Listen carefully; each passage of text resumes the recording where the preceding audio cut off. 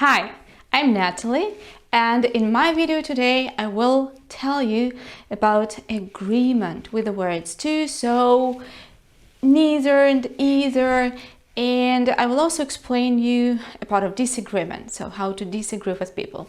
So let's go. If you don't want to say yes, yes, yes every time you agree with a person, you can come up with some more attractive words such as to and so. So let's see how to use them. I feel sleepy, I say. If you also had a bad sleep and you are sleepy, you can say me too, which is really very simple but possible, yeah?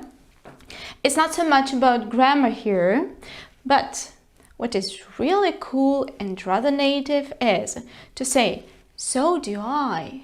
When you say so do I, you agree with my sentence.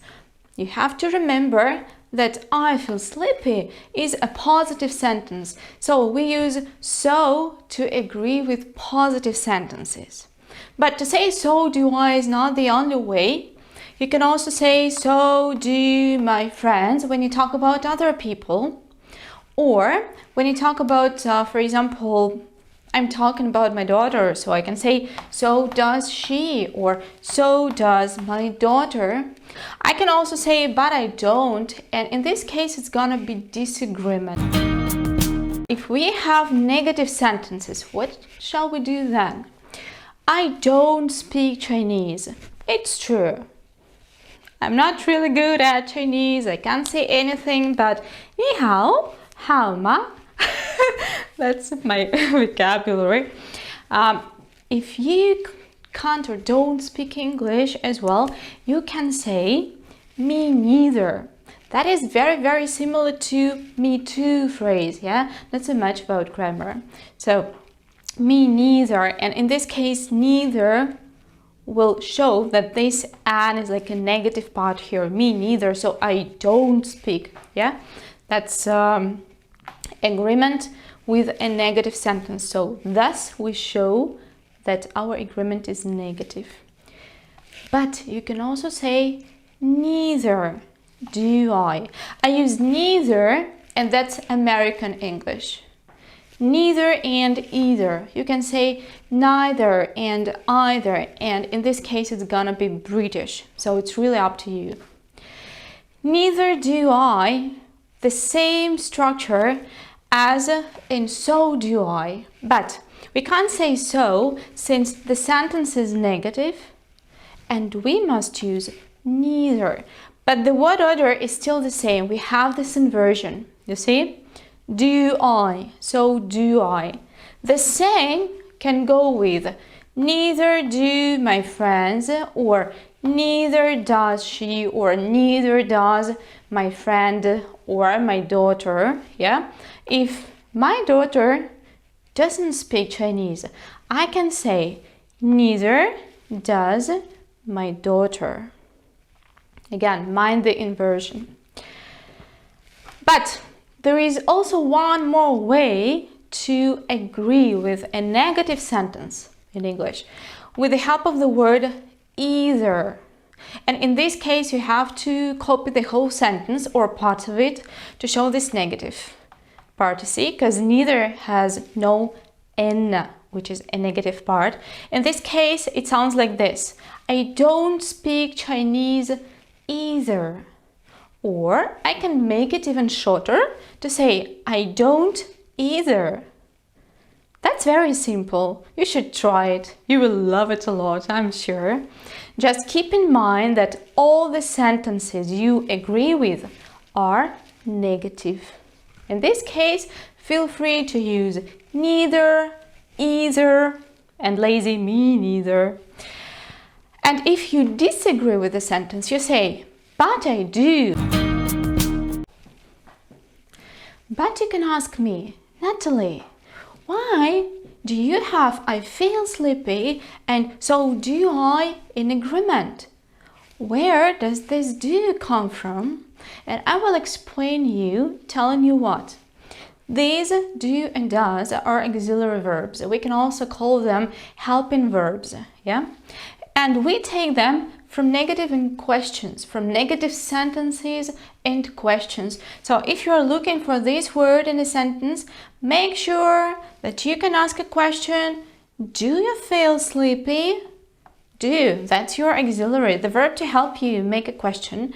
Or I don't speak well, that's practically not a problem. You can see the auxiliary right here because you use it to make a negative sentence, yeah?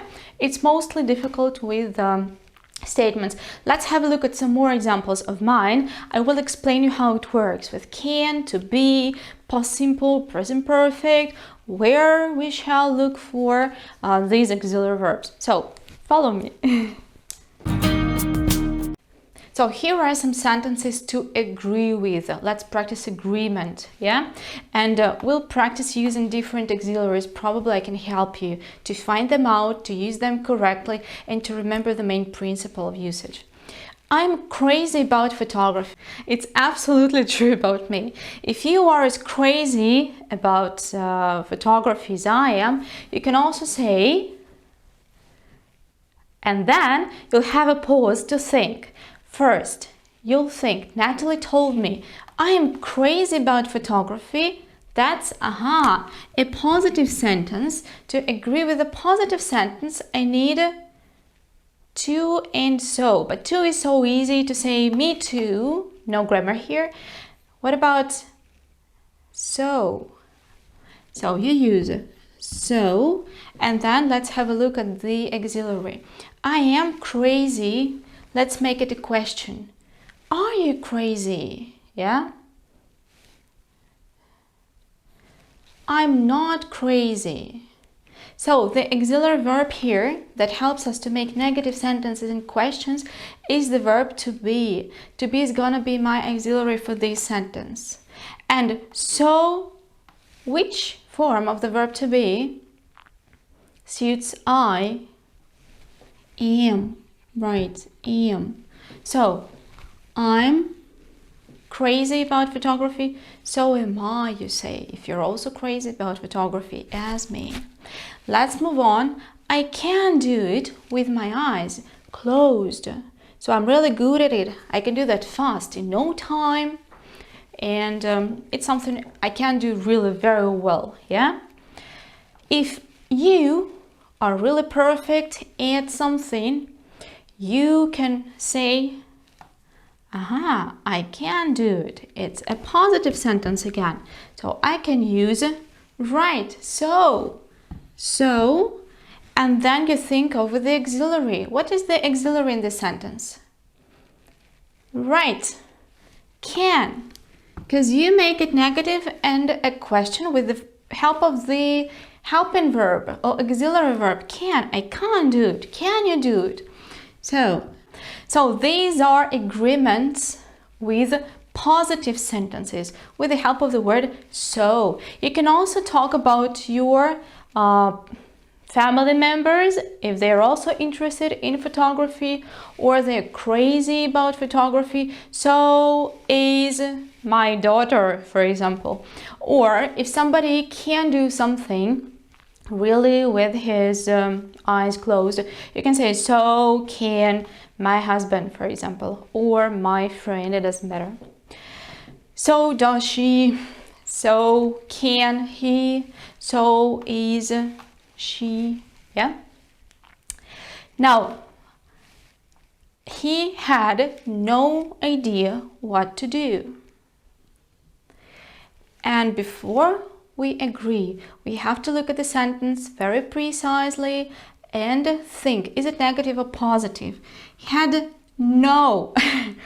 It's a tricky sentence of mine, you know, because if I gave you something like he didn't have, it would be too vivid. You would guess it immediately. But sometimes sentences can be very tricky, looking like a positive sentence. But it's not positive. No shows that it's negative. So it's minus. And what is the way to agree with a negative sentence? Right, neither. So you use neither and then we start thinking about the auxiliary, yeah? He had no idea. That is past simple. If you make it negative or a question, did he have an idea? Or did he have any idea what to do? You will find out did, yeah? Because this is past simple here. Just like, or it's easy to be and can, that's easy. In the past, it's gonna be did all the time, yeah? And the plus is that you don't have to think about the form because it's always did. So neither did I, yeah? If your friend had no idea what to do yesterday, for example, you can say neither did my friend or neither did he. Let's move on. The last example of mine we're going to do together. She has never seen him before. It's a negative sentence. Again, you see, never, just like no, shows that the sentence is negative. Be very careful. Such tricky sentences show up here and there in English. To agree, yeah, she has never seen him before means they are unknown to each other. And maybe I have never seen him as well. So I will say neither, just because it's negative, right? I agree with the negative sentence. And then, what is the auxiliary? She has seen. It's present perfect. And the auxiliaries in present perfect are has and have. We need something for I. So it's gonna be right. Well done. Have I. You see, one more tricky thing.